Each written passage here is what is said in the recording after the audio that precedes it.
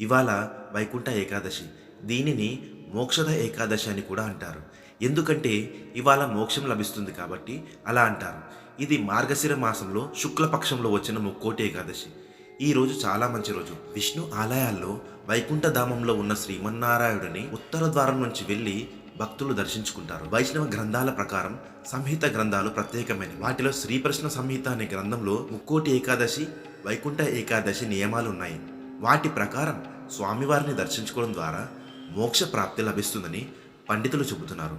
అసలు ఉత్తర ద్వారం నుంచి ఎందుకు దర్శించుకోవాలంటే, పురాణాల ప్రకారం మధుకైటబులు అనే ఇద్దరు రాక్షసులతో విష్ణువు యుద్ధం చేశారట.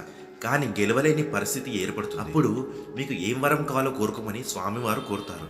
వారు గర్వంతో, మాకు నువ్వు వరం ఇచ్చేదేంటి, మేమే నీకు వరం ఇస్తాం, కోరుకో అంటారు. దాంతో స్వామి వారిద్దరిని తన చేతిలో చనిపోవాల్సిందిగా వరం కోరుతారు. అందుకు ఆ రాక్షసులు ఒప్పుకొని మరణిస్తారు. అలా మాట నిలబెట్టుకున్నందుకు వారిని స్వామి ఉత్తర ద్వారం నుంచి వైకుంఠ ధామంలోకి పంపిస్తారు. అలా లోపలికి వెళ్ళిన వారు మంచివారుగా మారుతారు. దీంతో తమకు కలిగిన భాగ్యాన్ని అందరికీ కల్పించాలని ఆ రాక్షసులు స్వామివారిని కోరుతారు. అందుకు స్వామి అంగీకరిస్తారు.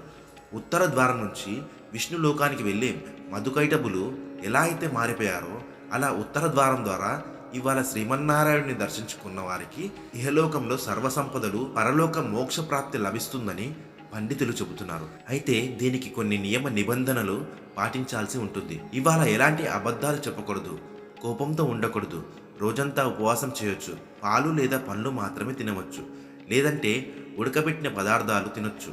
పగలు ఉపవాసం ఉండి రాత్రికి గోధుమ రవ్వతో చేసిన పదార్థాలు తినాలి. అయితే పిల్లలు, ముసలి వాళ్లకు ఉపవాసం ఉండాల్సిన అవసరం లేదని పండితులు తెలిపారు. ఓం నమో శ్రీమన్నారాయణ.